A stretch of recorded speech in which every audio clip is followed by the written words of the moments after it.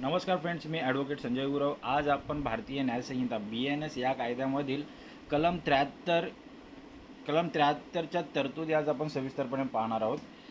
भारतीय न्यायसंहिता BNS या कायद्यामधील कलम 73 हे जुन्या भारतीय दंडसंहिता म्हणजेच IPC या कायद्यामधील कलम 146 आणि 147शी संबंधित आहे. हे प्रामुख्याने दंगल रायटिंगच्या संबंधित आहे. हे कलम सार्वजनिक शांततेविरुद्धचे गुन्हे ऑफेन्स अगेन्स्ट पब्लिक या अध्यायांतर्गत येते. जेव्हा एखादा बेकायदेशीर जमाव प्रत्यक्ष हिंसाचार किंवा बळाचा वापर करतो तेव्हा त्याला कायद्याच्या भाषेत दंगल रायटिंग म्हटले जाते आणि हे कलम त्याच गुन्ह्याची व्याख्या आणि शिक्षेची तरतूद करते. कलमाचे नाव काय आहे? दंगल करणे, दंगलीची व्याख्या आणि शिक्षा. Writing and definition and punishment.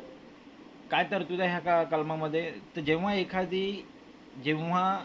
जेव्हा कधी एखाद्या बेकायदेशीर जमावाद्वारे अनलॉफुल असेंब्लीद्वारे किंवा त्या जमावाच्या कोणत्याही सदस्याद्वारे अशा जमावाचा सामायिक हेतू कॉमन ऑब्जेक्ट साध्य करण्यासाठी बळ, फोर्स किंवा हिंसाचाराचा व्हायलेन्सचा वापर केला जातो, तेव्हा अशा जमावाचा प्रत्येक सदस्य दंगल करण्याच्या गुन्ह्यासाठी दोषी असेल आणि त्याला कोणत्याही एका वर्णनाच्या कारावासाची शिक्षा, ज्याची मुदत 2 वर्षापर्यंत असू शकते, किंवा दंड, अशा दोन्ही शिक्षा दिल्या जातील. आता या सोप्या शब्दामध्ये समजून घेऊया. सोप्या शब्दात स्पष्टीकरण पाहूया याचं. या कलमाचे मुख्य 3 घटक आहेत. पहिला घटक आहे किमान 5 किंवा 5पेक्षा जास्त व्यक्तींचा बेकायदेशीर जमाव असावा. दुसरा घटक आहे त्या जमावाचा एक सामायिक हेतू कॉमन ऑब्जेक्ट असावा, उदाहरणार्थ मालमत्ता तोडणे, रस्ता अडवणे. तिसरा ह्या हेतूला पूर्ण करण्यासाठी जमावाने किंवा जमावातील कोणत्याही एका व्यक्तीने बळ किंवा हिंसेचा वापर केलेला असावा. महत्त्वाचा नियम काय? जॉईंट लिएबिलिटी हा महत्त्वाचा नियम आहे. जर जमावातील केवळ एकाच व्यक्तीने दगडफेक केली किंवा लाठी चालवली तरीही संपूर्ण जमावातील प्रत्येक व्यक्ती दंगलीसाठी तितकीच जबाबदार मानली जाते, मग त्या व्यक्तीने स्वतः हातात दगड घेतला असेल किंवा नसेल तरीही. उदाहरणं समजून घेऊया. पहिलं उदाहरण आहे, एका कारखान्याबाहेर 50 कामगारांचा बेकायदेशीर संप सुरू आहे. व्यवस्थापनाला धमकावणे हा त्यांचा सामायिक हेतू आहे. त्या गर्दीतील 2-3 जणांनी कारखान्याच्या काचांवर दगडफेक सुरू केली, म्हणजे हिंसा सुरू केली. या घटनेमुळे तिथल्या सर्व 50 कामगारांवर कलम 73 अंतर्गत दंगलीचा गुन्हा दाखल होऊ शकतो, कारण ते त्या हिंसक बेकायदेशीर जमावाचा भाग होते.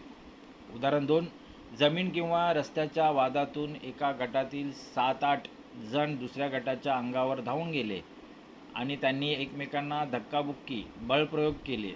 येथे कोणतीही मोठी शस्त्रे वापरली नसली तरीही बळाचा वापर झाल्यामुळे हा दंगलीचा गुन्हा ठरतो.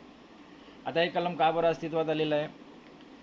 व्यक्ती जेव्हा एकटी असते तेव्हा ती कायद्याला घाबरते, पण जेव्हा ती जमावाचा भाग बनते तेव्हा तिला अनामिकता मिळते.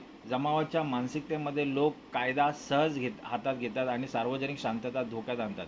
अशा वेळी हिंसेला प्रवृत्त करणाऱ्या किंवा हिंसक गर्दीला प्रोत्साहन देणाऱ्या प्रत्येक व्यक्तीला कायद्याचा धाक दाखवण्यासाठी आणि सामूहिक जबाबदारी निश्चित करण्यासाठी हे कलम अस्तित्वात आले आहे. आता या कलमाचे महत्त्व आणि उद्दिष्ट काय आहेत? तर महत्त्वाचं आहे की सामूहिक जबाबदारी, वायकॅरियस लिॲबिलिटी. मी गर्दीत फक्त उभा होतो, मी दगड मारला नाही अशी सबब सांगून गुन्हेगारांना सुटू न देणे. सार्वजनिक मालमत्ता आणि शांततेचे रक्षण. आंदोलनाच्या नावाखाली होणारी जाळपोळ, तोडफोड, हिंसाचाराला पायबंद घालणे. बळाचा गैरवापर रोखणे. लोकशाहीत शांततापूर्ण निषेधाला परवानगी आहे, परंतु तिथे बळ किंवा हिंसेचा वापर होताच त्याला गुन्ह्यात परावर्तित करणे हा प्रकार रोखणे. लॅटिन मॅक्झिम कोणती आहे ह्या कलमासंबंधित? हे कलम सोसियस नॉन ईस्ट या लॅटिन मॅक्झिमचा अर्थ आहे अपवादात्मक सिद्धांतावर चालते आणि मुख्यत्वे कॉमन इंटेंट, कॉमन ऑब्जेक्टवरती, सामूहिक हेतूच्या सिद्धांतावरती आधारित हे लॅटिन मॅक्झिम आहे. जर प्रत्येकाचा हेतू एकच असेल तर ॲक्टस मी इन्व्हिटो फॅक्टस, नॉन इस मियस ॲक्टस.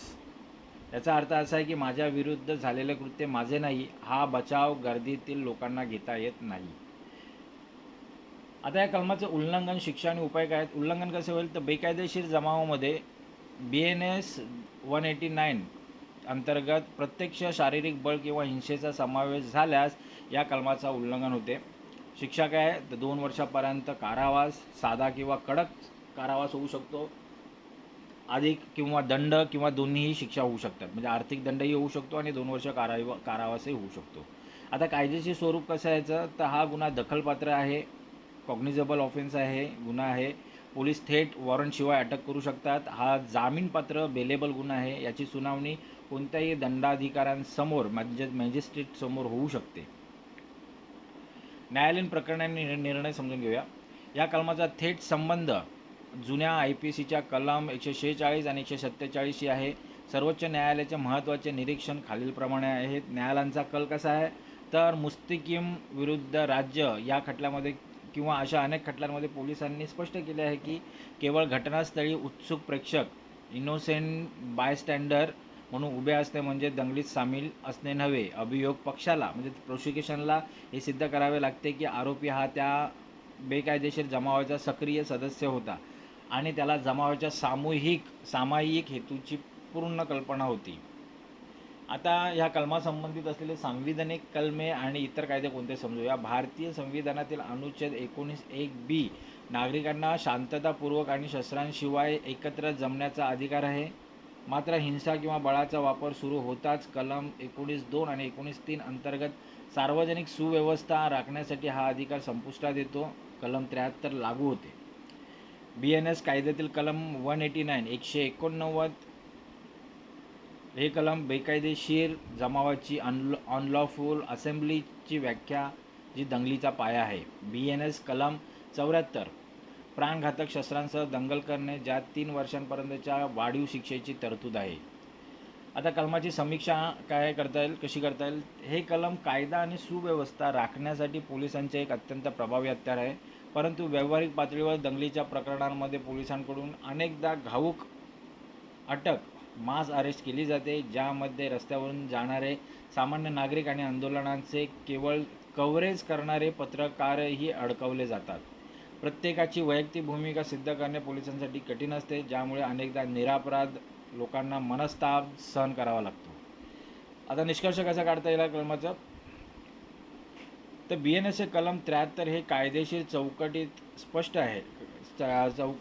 चौकटी स्पष्ट करते की एकत्र येण्याचा अधिकार हिंसेचा परवाना असू शकत नाही. जमावाच्या नावाखाली होणाऱ्या सामूहिक अराजकतेला आळा घालण्यासाठी कायदा एकमेकांस सहाय्य करू या धर्तीवर हिंसेत सहभागी असणाऱ्या सर्वांना समान दोषी धरतो. सार्वजनिक सुरक्षा अबाधित ठेवण्यासाठी दंगलीच्या प्रवृत्तीला सुरुवातीलाच ठेचणे हाच या कलमाचा अंतिम निष्कर्ष आहे. मित्र, आज आपण भारतीय न्यायसंहिता या कायद्यातील कलम 73च्या तरतुदी आज आपण सविस्तरपणे समजून घेतल्या आहेत. हे कलम अधिक चांगल्या प्रकारे समजून घेण्यासाठी हा व्हिडिओ तुम्ही वारंवार पहा, जेणेकरून ह्या कलमाच्या तरतुदी तुम्हाला अधिक चांगल्या प्रकारे समजतील. असेच कायदेविषयक ज्ञान मिळवण्यासाठी, कायदेविषयक माहिती मिळवण्यासाठी आमचं चॅनल सबस्क्राईब करा, लाईक करा, शेअर करा आणि आपल्या प्रियजनांना, मित्रांना हे व्हिडिओज फॉरवर्ड करा, जेणेकरून त्यांचंही कायदेविषयक ज्ञान वाढेल, त्यांनाही कायदेविषयक माहिती मिळेल. तर आज आपण इथेच थांबूया. धन्यवाद.